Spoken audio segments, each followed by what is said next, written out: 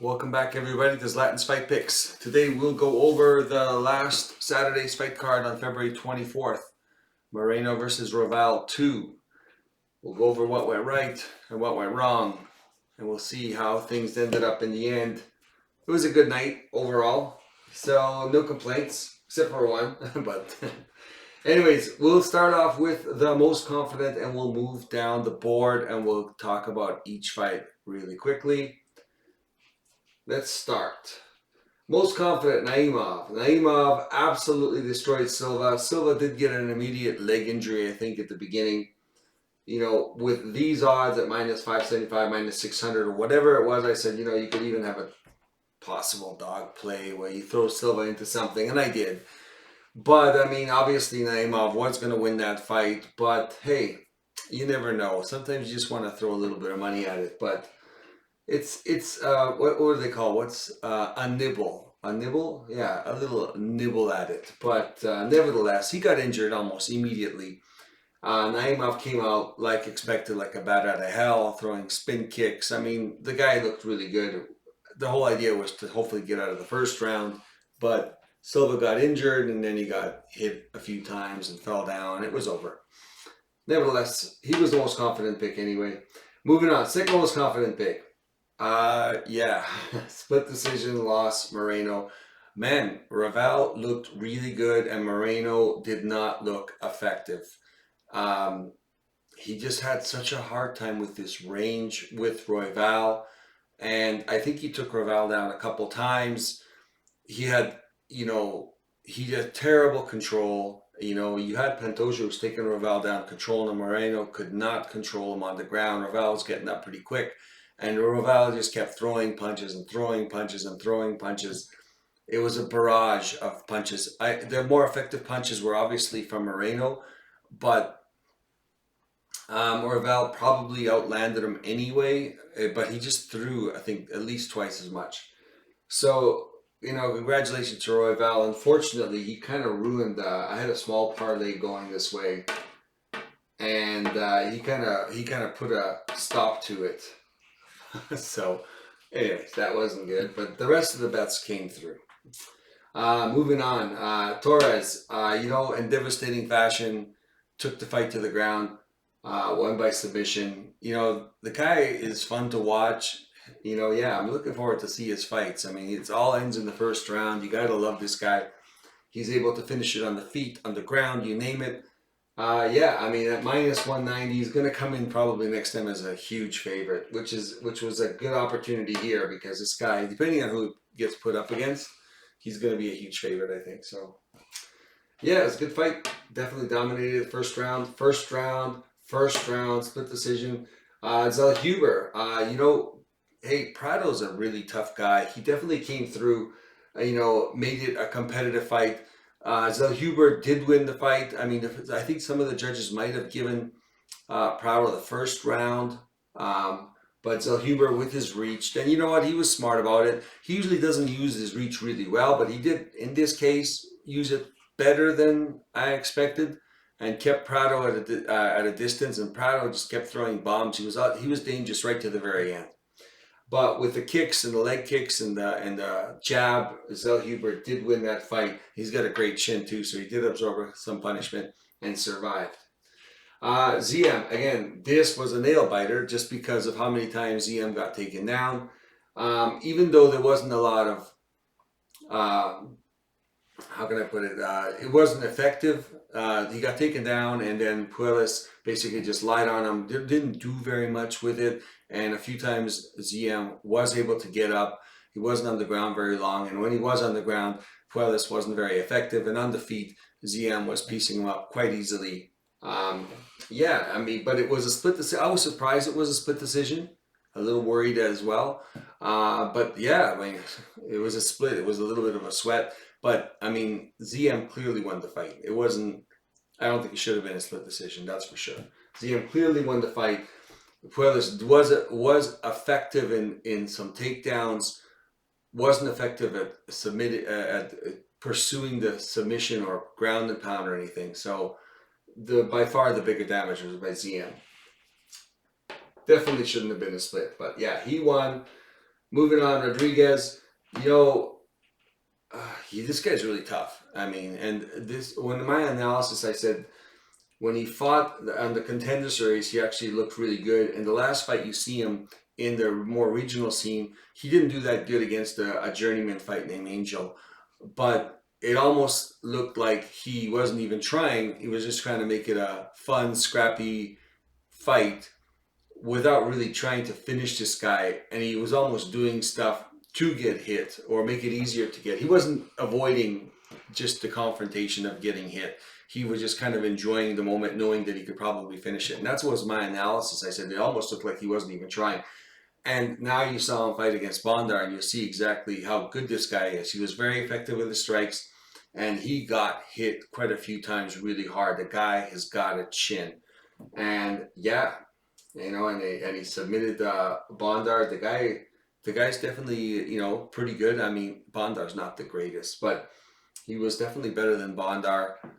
Yeah, it was a good fight, really enjoyable. But the guy has got a chin. He got tagged a few times. I was actually kind of worried. I'm like, what? How was he going to react? And the guy came right back and put it on Bondar. Moving on, Cherez, first round finish. You know, the first two fights I actually went for Lacerda. The last fight, after seeing what Lacerda, how he was going to approach this fight, um, I kind of knew Cherez was just better all around. Lacerda's opportunity was the explosiveness in the first round to get the TKO, to get the knockout or something, and finish the fight. And after seeing him fight the last fight, I realized that he was trying to not either kill or be killed, but maybe win the fight by this, you know, like in a kind of a longer fight scenario. And I didn't like that. I thought his opportunities were the kill or be killed type of fights. And I switched it to Cherez, and Cherez easily won that fight. Quinones. This is the one that we had talked about. I said I had picked Barcelos, and I switched it to Quinones because I thought Barcelos was going to be dangerous.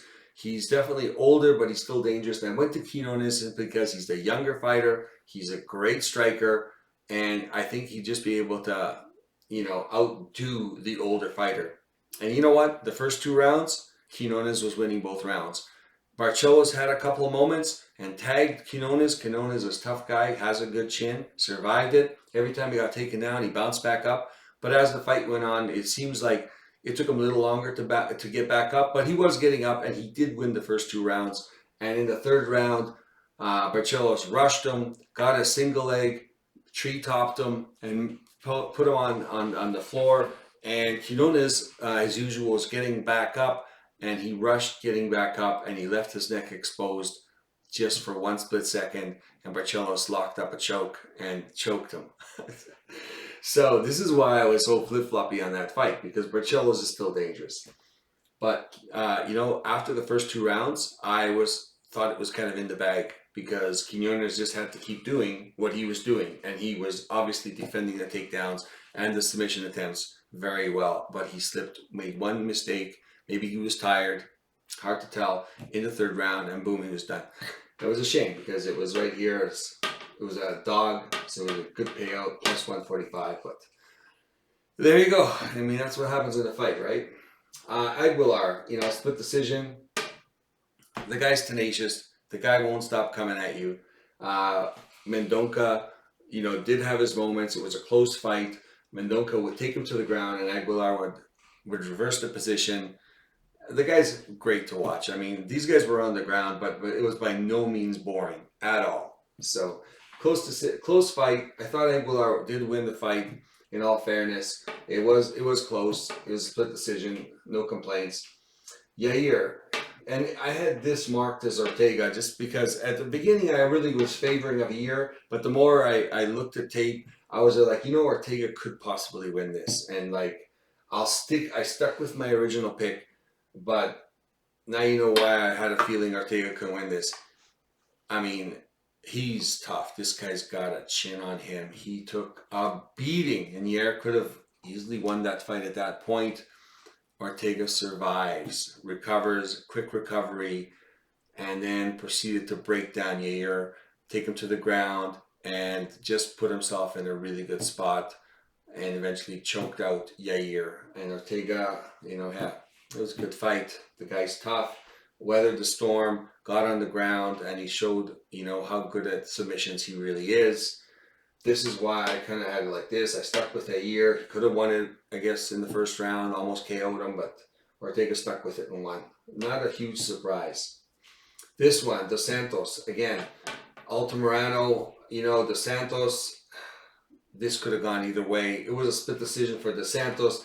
I had picked Dos Santos officially, had bet on Dos Santos. I didn't bet on Moreno, but I said, this, you could pick either one. And literally going into the decision, it was hard to tell who was going to win. And when the judges gave it to Dos Santos, it's obviously the judges were judging strikes and damage over takedowns. And it was just by a little bit that he had more strikes. And not more strikes, but more effective strikes, probably more powerful strikes. Moreno took the guy down 7 times. It could have gone any which way, But yeah, I was correct in this one. Again, the reason why he did this is because, man, this guy had such a good opportunity to win. Split decision. This fight was canceled. Hughes, you know what? It's my least confident pick. Hughes is a huge underdog. I did it because I didn't want to put Yegi up here. She's a -600. I would never bet on her at that price. Hughes has the intangibles where she could have pulled this off.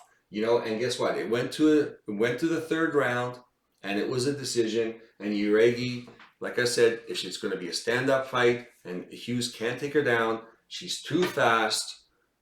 Hughes is just generally too slow. She doesn't have KO power. She's just tough and durable. And normally, well, a lot of times she can take people to the ground. If she could have taken Uregi to the ground and squeezed out some rounds and some ground control, she could have possibly won this fight. At plus 425, I went for it.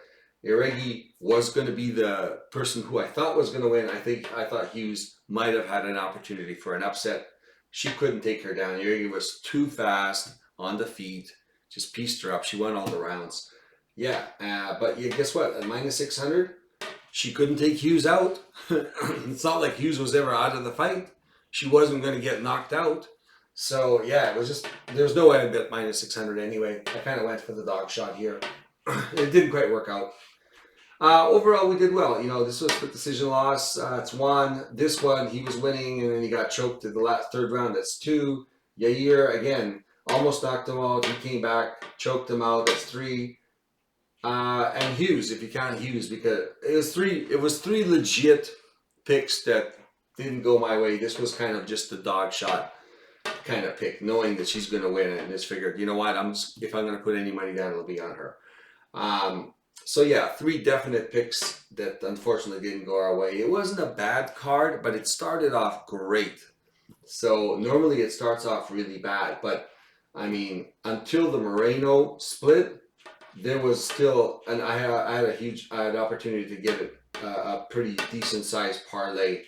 And of course, if Quinones had gone, it would have been a massive parlay.